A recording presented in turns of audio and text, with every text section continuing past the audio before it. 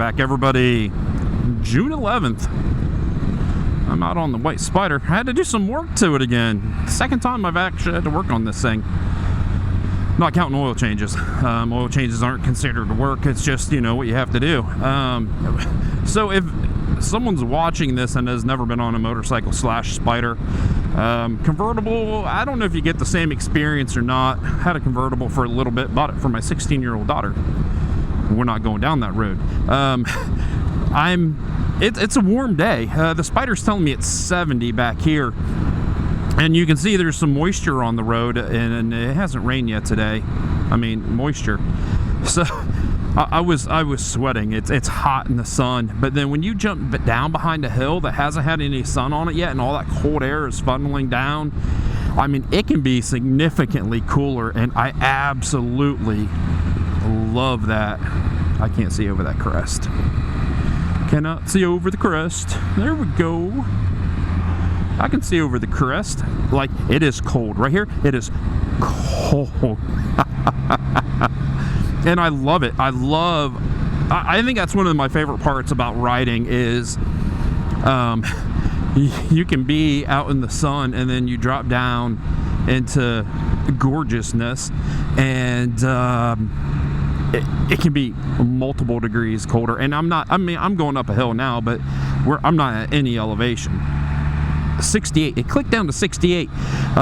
Snake, boom, got him. Take that, snake. When I was coming down the highway, I was 72, 73, and now we're down to 68. So big difference in temperature. But this is a come check and see ride.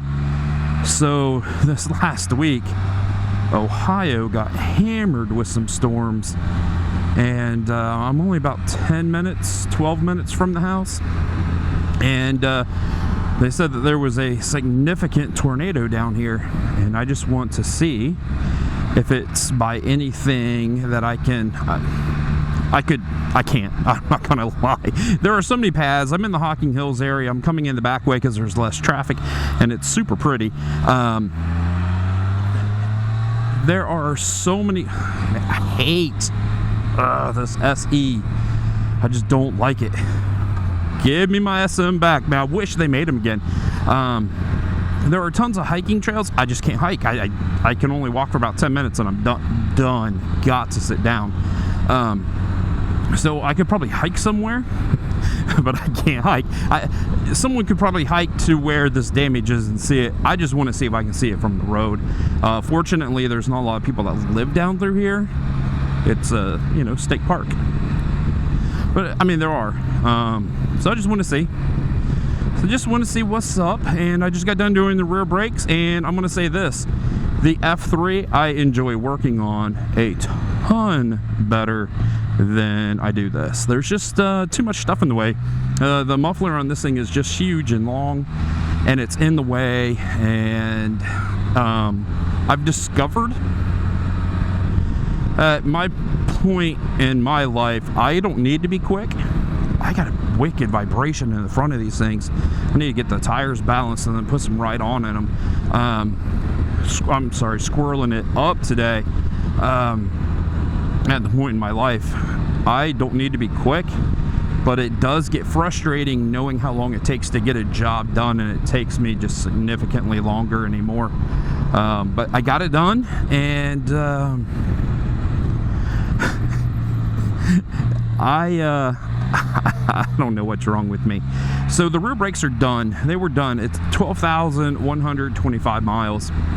I think it's pretty soon, but I do, and I have taken many trips with this, 2-up or fully loaded, fully loaded, so makes sense. Chicken. That's not chicken, that's a turkey. So I can say, okay, I get it. But what I did is I just went ahead and ordered rear pads from Baja Run, put some EBCs on the back of it. And I didn't look for brake pads like an idiot.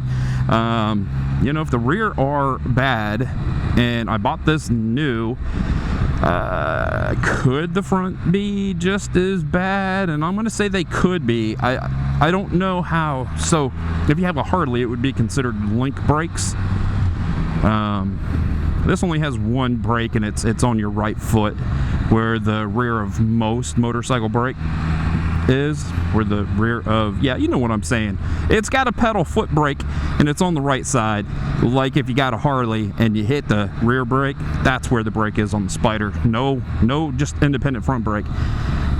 That being said, I don't know how much they send to the rear and how much they send to the front.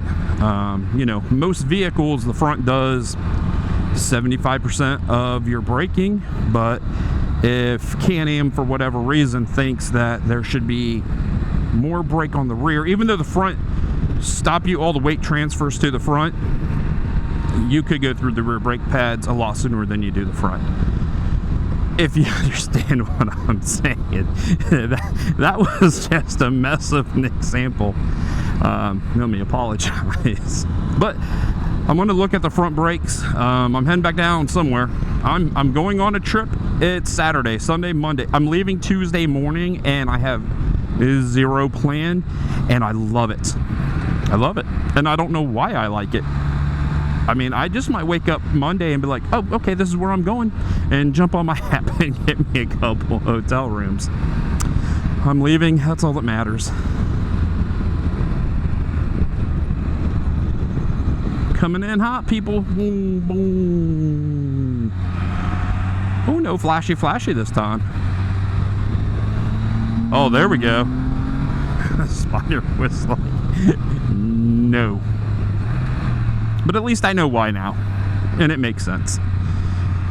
If you haven't seen that video, there were some recalls done, and the newest recall is a front pulley. But while I was on there, I just decided to look at all recalls. Why did you not go?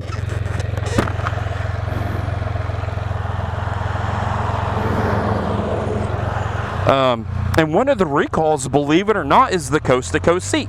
Well, I have a coast-to-coast seat, and the recall was that the rear pillion seat does not hit the little sensor switch on the back to tell the computer that you have a pillion. On a Spyder, if you have a pillion, it changes how the computer allows the motor to put down power. It changes the brakes. It detunes the motor somewhat, you know, because it knows you're 2 up. Well, I think what they did was they just made it make sure that it's applying that switch at all times, which makes sense. I mean, that's how this thing acts. So sometimes getting into a corner, the little DG comes up saying, hey, dude, you're going too quick. Coming out of a corner, you really can't just jump on the throttle. And why are we doing 35 miles per hour, people? This is the back way in. There is supposed to be no cars back here so I can play. People, ruining my trip. Ruining it, people. I'm just kidding. But I do. I don't like, I don't come in the front way. I need air. Because you get people that do like 25 miles per hour and the speed limit's, I don't know, 45, 50. And I get it, it's gorgeous. I want to look at everything too, but I gotta get to a destination, and the destination's this way, and you guys are in my way. That's all I'm saying. Oh, weird. There he goes. Rolling some coal. I'm rolling some coal too. Woo!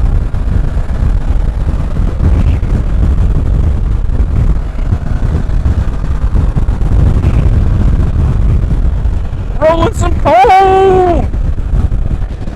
Just kidding, I ain't rolling no coal.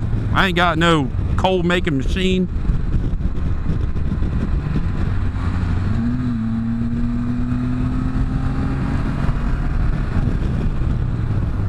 Thank you. You know, so that makes sense. Seat, hit the button, the switch all the time, then they don't have to worry about it not activating it because it's always activating it. And where did all the cars go? I wonder. I wonder who, or where did all the cars go? I love it. I love that little view they have. That's just gorgeous. Wake up every morning. If you have a cup of coffee, sit out, have a cup of coffee. My personal favorite is Diet Mountain Dew.